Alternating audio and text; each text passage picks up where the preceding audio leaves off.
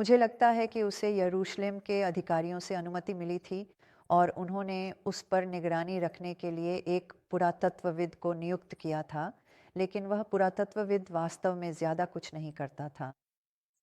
तो वह रॉनी और डैनी बस खुदाई करते थे और जब वे काम ख़त्म कर लेते तो अपनी खोजों की रिपोर्ट देने चले जाते या जो भी करना होता, और बस इतना ही था। वह बस खुदाई करता था।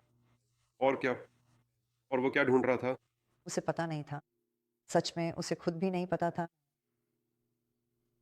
उसने कहा कि जब वह वहाँ पहुँचा और चारों ओर देखा, तो सबसे पहली चीज़ जो उसने देखी, वे दीवार में बने कटआउट्स या कोठरियाँ थीं, जो चट्टान के चेहरे पर थीं, और वहाँ 3 थीं। वे कुछ इस तरह से एक दूसरे से हटकर बनी हुई थीं, और उसके मन में यह विचार आया, जानते हो, ये बिल्कुल वैसे ही लगती हैं जैसे दूसरी जगहों पर जो कोठरियाँ या कटआउट्स हम देखते हैं, उन्हीं की तरह। जहाँ उन्हें पता था कि राजा और अन्य लोग पत्थर की पट्टिकाएँ लगाते थे, जिन पर संदेश लिखे होते थे। तो उसने कहा, ये ज़रूर किसी न किसी प्रकार के संदेश के लिए ही है। और फिर अंततः वह मानने लगा कि यही वह स्थान है जहाँ क्रूस पर चढ़ाया गया था, और यही वह जगह है। आप जानते हैं, मेरा मतलब है, उसे पूरी तरह यकीन नहीं था, लेकिन अब यह सब उसे समझ में आने लगा था।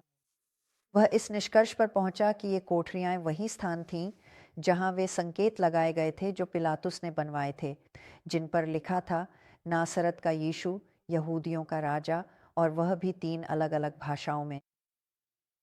तो उसने आसपास देखना शुरू किया कि कहीं कोई क्रूस के गड्ढे या कुछ और तो नहीं है। क्या ये वही जगह हो सकती है जहां क्रूस पर चढ़ाया गया था? लेकिन अंत में उसने ये जाना कि वह तो यरूशलेम के कई विनाश कालों के दौरान डाली गई भराव सामग्री थी। जब उसने उस मिट्टी में खुदाई शुरू की, तो उसे तरह-तरह के मिट्टी के बर्तन, दीपक और ऐसी ही चीज़ें मिलीं, और उसने उनमें से ज़्यादातर चीज़ें जमा करवा दीं। हमारे पास कुछ, आप जानते हैं, छोटी-छोटी चीज़ें बची हैं, लेकिन